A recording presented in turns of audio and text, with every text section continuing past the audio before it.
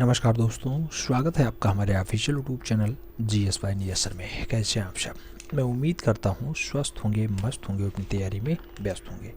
मित्रों, आज की जो क्लास है ये KBS स्पेशल है, केंद्रीय विद्यालय संगठन। आप जानते हैं पेपर है और 12 से 14 तारीख के बीच पेपर है। आप लोगों को मेहनत करने की ज़रूरत है, 2 गुना मेहनत स्टार्ट कर दीजिए क्योंकि पेपर डेट आ चुकी है।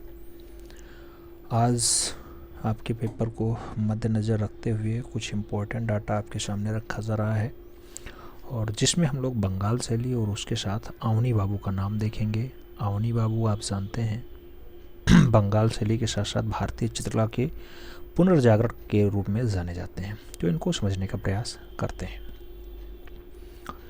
हम उम्मीद करते हैं आप लोग जो मॉडल पेपर हुए हैं 3-4 जो भी हो चुके हैं अभी तक, आप सभी अटेंड कर चुके होंगे और अच्छे से दे रहे होंगे।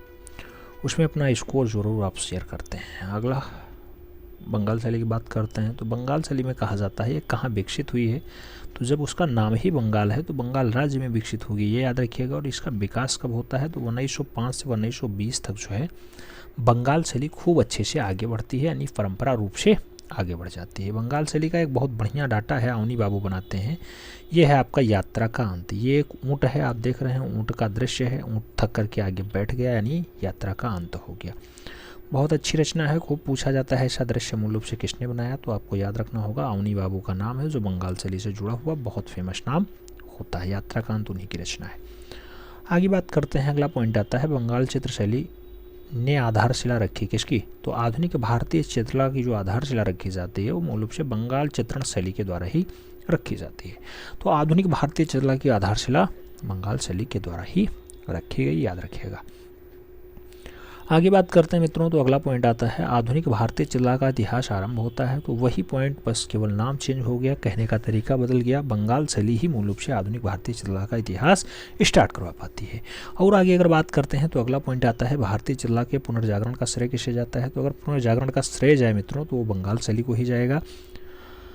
आगे हम लोग बात करते हैं तो अगला पॉइंट आता है, कहा गया है भारत में प्रथम आधुनिक कला आंदोलन जो बंगाल स्कूल के नेतृत्व में होता है, ये मूल रूप से कला आंदोलन कौन स्टार्ट करवाता है, तो इसका नेतृत्व जो है अवनी बाबू यानी अवनींद्रनाथ टैगोर करते हैं। बंगाल कला स्कूल का आंदोलन है और मूल रूप से अवनी बाबू इसके नेतृत्वकर्ता बनते हैं। आगे बात करते हैं तो अगला पॉइंट आता है बंगाल में एक नवीन कला आंदोलन किसके सहयोग से आरंभ होता है, तो सहयोग होता है मित्रों किसका, अवनी बाबू का। अवनी बाबू का ही नेतृत्व होता है, तो उन्हीं के नेतृत्व में मूल रूप से ये बंगाल कला आंदोलन स्टार्ट हो पाता है। अगला पॉइंट, बंगाल पुनरुत्थान युग के प्रवर्तक थे। प्रवर्तक कौन रहे हैं, याद रखिएगा अवनींद्रनाथ टैगोर रहे हैं बंगाल पुनरुत्थान युग के प्रवर्तक।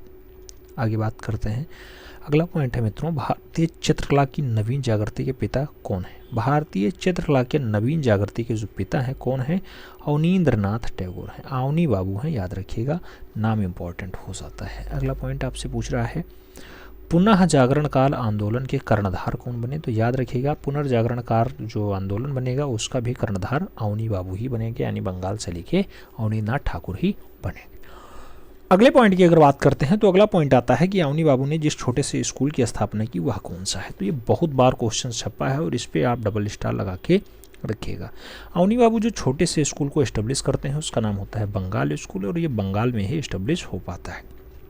आगे बंगाल कला स्कूल के अग्रणी कौन थे, तो आगे आने वाले जो है अवनी बाबू ही थे, यानी अवनींद्रनाथ ठाकुर भी थे। आगे बात करते हैं बंगाल कला स्कूल किस तकनीकी से जानी जाती है, तो वास चित्रण तकनीकी इसकी तकनीकी होती है।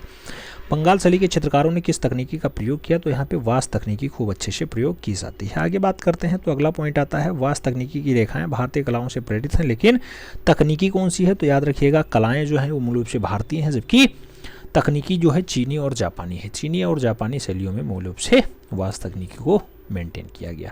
और आगे अगर बात करते हैं मित्रों तो अगला पॉइंट आता है बंगाल शैली का जनक कौन था। बंगाल शैली का जो जनक होता है उसका नाम अवनी बाबू होता है, यानी अवनींद्रनाथ ठाकुर होता है। वास चित्रण पद्धति का जन्मदाता कौन है, तब भी आपको याद रखना होगा, वास चित्रण आया तब भी आपको अवनी बाबू ही लगाना होगा। अगर कहीं पे आपको दिखाई दे जाता कि तैलीय रंग का अगर जनक पूछा जाता तब आपको राजा रवि वर्मा लगाना होता है, राजा रवि वर्मा लगाना होता है। आगे बात करते हैं मित्रों, अगला पॉइंट आता है पुनर्जागृति आंदोलन क्या था। पुनर्जागृति आंदोलन आपको बताना है क्या है, तो ये पाश्चात्य प्रभावों को जो है नकार करके भारतीय परंपरा मूल्यों को पुनः स्थापित कर दे, वही आपका पुनर्जागृति आंदोलन रहा है। याद रखिएगा। अर्नेस्ट विनफील्ड हैवले कौन थे? तो कलकत्ता कला स्कूल के एक प्रिंसिपल रहे हैं। कई किताबों में इन्हें जो है अवनी बाबू के कला गुरु के रूप में भी दर्शा दिया गया है। तो कोई दिक्कत नहीं है, सीनियर टीचर रहे हैं। उसके बाद जो है ये जब रिटायर होते हैं तो इनका पदभार जो है आगे अवनी बाबू ही संभालते हैं, यानी प्रिंसिपल अवनी बाबू ही बनते हैं। तो कई किताबों में इन्हें जो है एज अ टीचर के रूप में दर्शा दिया गया। अगला बात करते हैं, अगला पॉइंट आता है कला महाविद्यालय के प्रधानाचार्य के रूप में ई.बी. हैवले ने अपने विद्यार्थियों को किस शैली के लघुत्तम चित्रों की प्रतिलिपियां बनाने का प्रोत्साहन किया? तो याद रखिएगा ई.बी. हैवले ने अपने चित्रों में मूल रूप से अपने जो इनके विद्यार्थी रहे उनसे कहा कि मुगल शैली के चित्र बनाओ, छोटे छोटे चित्र बनाओ। तो ऐसा भी खूब ज़्यादा ई.बी. हैवले के नेतृत्व में हुआ है। आगे अगर बात करते हैं मित्रों तो अगला पॉइंट आता है आनंद कौटिस कुमार स्वामी। कहा जा रहा है कि आनंद कौटिस कुमार स्वामी का जन्म श्रीलंका के कोलंबो में हुआ था। इनकी मृत्यु कहाँ हुई? तो याद रखिएगा जन्म तो कोलंबो आप जान ही गए हैं कि कोलंबो में हुआ है, लेकिन जो मृत्यु है मित्रों वो USA में हुई है। USA यूनाइटेड अरब अमीरात, मैसाचुसेट्स में हुई है इनकी मृत्यु, याद रखिएगा। कलाकार, लेखक और royal college of arts London से संबंध रखने वाले विलियम रोथेंस्टी किसके मित्र हैं? विलियम रोथेंस्टी जो मित्र हैं वो मूल रूप से अवनी बाबू के मित्र हैं, यानी बंगाल शैली के जन्मदाता के मित्र हैं। याद रखिएगा विलियम रोथेंस्टी किसके मित्र हैं? तो विलियम रोथेंस्टी मूल रूप से अवनी बाबू के अच्छे मित्रों में शुमार रहे। आगे बात करते हैं, अगला पॉइंट आता है Indian society of oriental art. क्या कहा जा रहा है? Indian society of oriental art की स्थापना कब हुई? तो 1907 ईस्वी में हुई। ये सन बहुत पूछा जाता है, आपको याद रखने की ज़रूरत है। Indian society of oriental art के प्रथम अध्यक्ष कौन बनाए जाते हैं? तो लॉर्ड किचनर इसके पहले अध्यक्ष बनाए जाते हैं जब ये 1907 में स्थापित होती है। Indian society of oriental art में कितने सदस्य थे? तो कुल मिला के 35 सदस्य, 30 अंग्रेज होते थे, 5 भारतीय होते थे। टोटल सदस्यों की संख्या 35 है, याद रखिएगा। पहले अध्यक्ष कौन बनाए गए? लॉर्ड किचनर बनाए गए।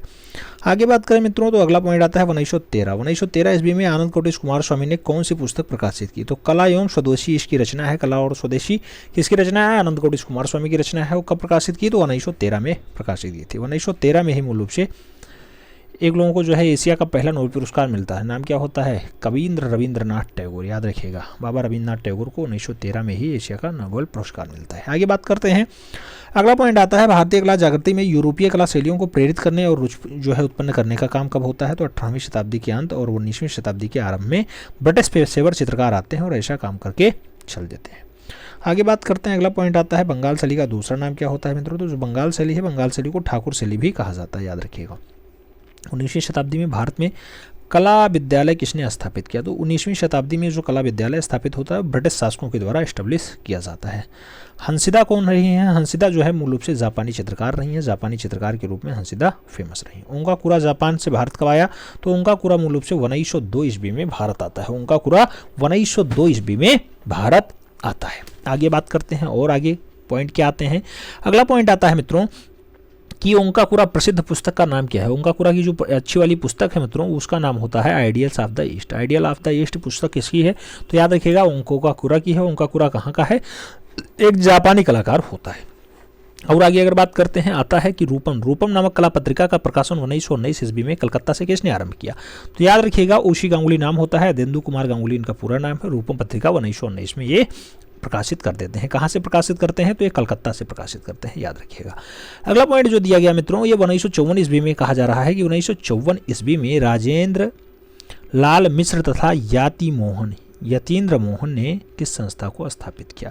तो राजेंद्र लाल मित्र और मूल रूप से यतीन्द्र मोहन ने उद्योग कला संस्थान को 1954 में एस्टेब्लिश किया था। 1954 में बहुत सारी स्थापनाएं होती हैं, याद रखिएगा, ठीक है।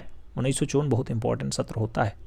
5 अगस्त 1954 राष्ट्रीय ललित कला अकादमी स्थापित होती है। 5 अगस्त 1954 में ही राष्ट्रीय ललित कला अकादमी स्थापित होती है, याद रखिएगा। आगे बात करते हैं अवनी बाबू की। अवनी बाबू आप जानते हैं कि जन्म जो है 1871 में होता है, मृत्यु 1951 में होती है। अवनी बाबू का जन्म कब और कहाँ हुआ? तो 7 अगस्त 1871 को जोड़ासाको बंगाल कोलकाता में इनका जन्म हो जाता है। टैगोर का विवाह किससे होता है? सुहासिनी देवी से होता है। अवनी बाबू के जो है चर्चित ग्रंथ कौन से हैं, यानी अवनी बाबू ने कौन से ग्रंथ को लिखा है? तो भारत शिल्पी परिचय। भारत शिल्पी परिचय कब लिखा? 1909 ईस्वी में लिख दिया। जबकि षडांग की अगर बात करते हैं यहाँ 1914 लिखा हुआ है, ये 1914 नहीं है, 1921 है षडांग, ठीक है। आगे बंगलार वृत्ति की बात होती है, 1919 बंगलार वृत्ति को लिखते हैं अवनी बाबू। ये षडांग 1914 लिखा है, ये गलत लिखा है, 1921 का लीजिएगा। अगला पॉइंट आता है कलकत्ता कला विद्यालय के प्रथम भारतीय प्राचार्य कौन बनते हैं? तो याद रखिएगा जब ई.बी. हैवले जाते हैं, अर्नेस्ट विनफील्ड हैवले जब जाते हैं 1908 के आसपास, 5 या 8 में, तब जो है, अब 5वें पे आते हैं, तब जो है अवनींद्रनाथ टैगोर यहाँ के प्रिंसिपल बना दिए जाते हैं। आगे बात करते हैं मित्रों, एक बहुत अच्छी रचना है, आप देखेंगे कि शाहजहाँ की मृत्यु, बहुत अच्छी रचना है। ये है आपकी शाहजहाँ की मृत्यु, चाहे यात्रा का अंत आपने देखा था, चाहे ये शाहजहाँ की मृत्यु देख लो। शाहजहाँ पड़े हुए हैं, रानी इधर बैठी हुई हैं और जो है थोड़ा शोकमग्न अवस्था में है। तो शाहजहाँ की मृत्यु 1902 की रचना है, थोड़ी अच्छी रचना मानी जाती है। किसने बनाया है? अवनी बाबू ने बनाया, याद रखिएगा। आगे बात करते हैं, बंगाल शैली का संस्थापक चित्रकार कौन रहा? तो प्रवर्तक कहा जाए या फिर संस्थापक चित्रकार कहा जाए, तब भी आपको अवनींद्रनाथ टैगोर का नाम अच्छे से लेना होगा, थोड़ा अदब के साथ लेना होगा। आधुनिक चित्रकला का पितामह कौन है? याद रखिएगा, आधुनिक चित्रकला का पितामह, तब भी आपको अवनी बाबू ही लगाना होता है। इस पर डबल स्टार लगा के रखिएगा, क्वेश्चन छपते हैं खूब ज़्यादा। जैसे आपसे पूछा जाता है बंगाल शैली का पुनरुद्धारक कौन होता है, या फिर उद्धारक कौन होता है, या फिर प्रवर्तक कौन होता है, तब भी आप अवनी बाबू लगाते हैं। और आधुनिक चित्रकला का पितामह कौन होता है, तब भी आप अवनी बाबू ही लगाते हैं। अगला पॉइंट कह रहा है, अवनींद्रनाथ टैगोर के शिष्य तथा बंगाल शैली में कार्य करने वाले अन्य कलाकारों का नाम बताइए। तो क्षितिज मजूमदार एक इनके बढ़िया वाले कलाकार हैं।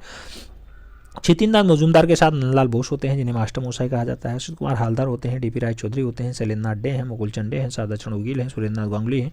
उसके साथ रविशंकर रावल हैं, और AR चौधरी के साथ के वेंकटप्पा का नाम भी मूल रूप से अवनी बाबू के शिष्य के रूप में शामिल है।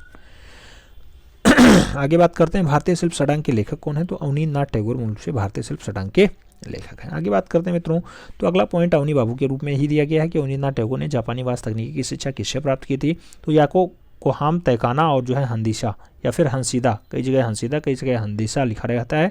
तो याद रखिएगा, याको कोहामो तैकान, याको हाकोमा तैकान मूल रूप से इनको सिखाते हैं कौन सी तकनीकी? जापानी वास्तु तकनीकी। उसके साथ संसीदा भी थोड़ी सी डाटा इन्हें सिखा देती हैं, जो है जापानी शिक्षण के लिए, जापानी तकनीकी के लिए। आगे बात करते हैं, अगला पॉइंट आता है, अवनींद्रनाथ टैगोर कला आर्ट स्कूल के प्रिंसिपल कब बनते हैं? तो 1905 में एज ए प्रिंसिपल के रूप में बन जाते हैं, यानी अर्नेस्ट वेनफील्ड हैवले जब चले जाते हैं उसके बाद जो है अवनी बाबू 1905 में बन जाते हैं। अगला पॉइंट दिया गया, औरंगजेब का बुढ़ापा किसी प्रसिद्ध कृति है? तो कृति मतलब यहाँ रचना होती है, और रचना मूल रूप से अवनी बाबू की है, बहुत अच्छी रचना है औरंगजेब का बुढ़ापा, याद रखिएगा। अगला पॉइंट बात करते हैं, तो अगला पॉइंट दिया गया कि कमल पत्र पर आशुपत्र, कमल पत्र पे आशुपत्र कागज पे वास रंग के द्वारा बनाया गया है, किसका रचना है? तो याद रखिएगा, कमल पत्र पे आशुपत्र जो बनाया जाता है, तो आशुपात जो है बहुत बढ़िया से बनाया गया कमल पत्र पे, और अवनी बाबू की बहुत अच्छी रचनाओं में शुमार है। अगला पॉइंट आता है, गणेश जन्नी किस कलाकार की प्रसिद्ध कृति है? तो गणेश जन्नी जो है अवनींद्रनाथ ठाकुर की बहुत अच्छी रचनाओं में शुमार रही है।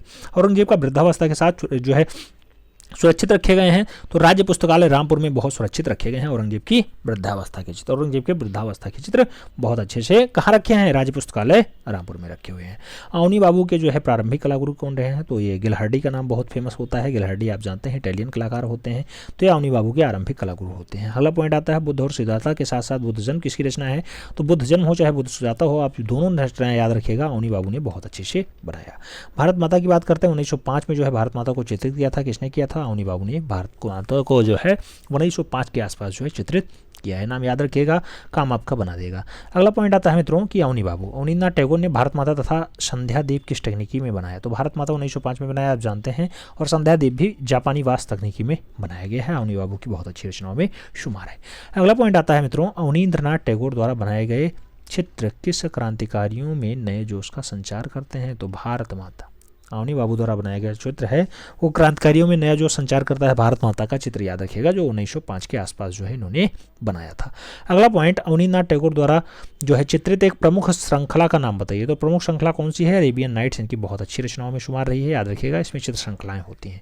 आगे बात करते हैं, अगला पॉइंट आता है, वास्तु चित्रण के लिए अवनींद्रनाथ टैगोर ने धरातल के रूप में क्या प्रयोग किया था? याद रखिएगा, वास्तु चित्रण का जनक तो आप जानते हैं अवनी बाबू होते हैं, और इन्होंने जो धरातल बनाया था वो इंग्लैंड का बना हुआ कार्टेज पेपर था। कार्टेज पेपर पे इन्होंने बहुत अच्छे से वास्तु चित्रण को मेंटेन किया है। अगला पॉइंट, समाज की बुराइयों को अवनींद्रनाथ टैगोर ने किसके माध्यम से उजागर किया? याद रखिएगा, मुखौटा बना करके बहुत अच्छे से समाज की बुराइयों को दर्शाने का प्रयास अवनी बाबू ने अपने चित्रों में किया है, मुखौटों के द्वारा। आगे बात करते हैं, अगला पॉइंट आता है मित्रों, अवनींद्रनाथ टैगोर द्वारा बनाई गई कट्टुम कलाकृति के निर्मित जो है उल्लू कहाँ सुरक्षित है? तो ये कुट्टुम का जो डाटा है उल्लू, ये कहाँ रखा हुआ है? राष्ट्रीय संग्रहालय नई दिल्ली में सुरक्षित रखा हुआ है। अवनी बाबू की बहुत अच्छी रचना है। आगे बात करते हैं, एन टैगोर की काष्ठ मूर्ति कहाँ सुरक्षित है? तो एन टैगोर की जो काष्ठीय रचना है वो राष्ट्रीय आधुनिक कला दीर्घा में जो है रखी हुई है, यानी नई दिल्ली में रखी हुई है। तो काष्ठ मूर्तियाँ कहाँ पे हैं? राष्ट्रीय आधुनिक कला दीर्घा नई दिल्ली में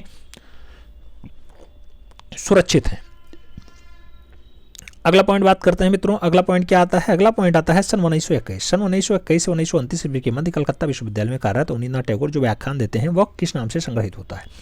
तो बागेश्वरी शिल्प प्रबंधावली के नाम से जो है छपता है। 1921 से 1929 तक का पूरा व्याख्यान याद रखिएगा, बागेश्वरी शिल्प प्रबंधावली के नाम से जो है छपता है। आगे बात करते हैं, आगे क्या कहा गया अवनी बाबू के बारे में। अवनी बाबू के बारे में कहा जाता है कि अवनींद्रनाथ टैगोर की आत्मकथा का नाम क्या है, तो याद रखिएगा इनकी जो आत्मकथा है जोड़ा साकरो धारे किसकी आत्मकथा है, तो याद रखिएगा अवनी बाबू की बहुत अच्छी रचना है। और इसमें जो है इन्होंने अपने चित्रण के बारे में यानी अपने चित्रण के बारे में बताया है, अपनी लेख की लिखा है यानी ऑटोबायोग्राफी है। आगे बात करते हैं, अवनींद्रनाथ टैगोर ने जो है रविन्द्रनाथ टैगोर की किस पुस्तक के लिए चित्र बनाया, यानी 32 रेखाओं का चित्र बनाया। तो चित्रांगदा जो पुस्तक है मूल रूप से बाबा रविन्द्रनाथ टैगोर की है, और इनकी जो चित्रांगदा पुस्तक है इसके लिए 32 रेखाओं का चित्र जो है अवनी बाबू ने बनाया। आगे बात करते हैं, जो है अवनी बाबू की प्रिय शिष्या कौन सी रही हैं, याद रखिएगा अवनी बाबू की जो प्रिय शिष्या रही हैं उनका नाम होता है क्या, रानी चंदा होता है, याद रखिएगा, नाम याद रखना है। अवनी बाबू की कला जो है शिक्षा कला के प्रसार हेतु कहाँ कहाँ गए, तो शांति निकेतन में नंदलाल बोस जाते हैं, लखनऊ में हालधार जाते हैं, मैसूर में के वेंकटप्पा जाते हैं, मद्रास में डीपी राय चौधरी जाते हैं, जयपुर में शैलेंद्र नाडे जाते हैं और लाहौर में समरेंद्र नाथ गुप्ता जाते हैं और प्रचार प्रसार करके आते हैं बंगाल शैली का। आगे बात करते हैं, अगला पॉइंट आता है भारत की पहली महिला चित्री होने का गौरव किसे प्राप्त है, तो याद रखिएगा सुनैना देवी, और सुनैना देवी इनकी सिस्टर होती हैं, याद रखिएगा।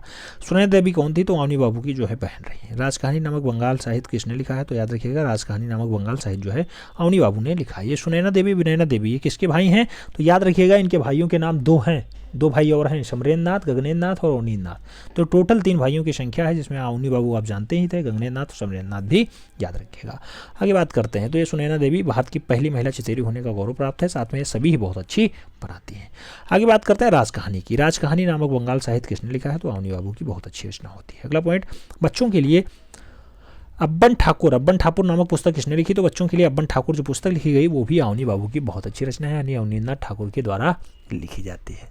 आगे बात करते हैं मित्रों, अगला पॉइंट आता है यात्रा का अंत। आपने चित्र ही देख लिया है, तो अवनी बाबू की बहुत अच्छी रचना है यात्रा का अंत, आप जानते ही हैं।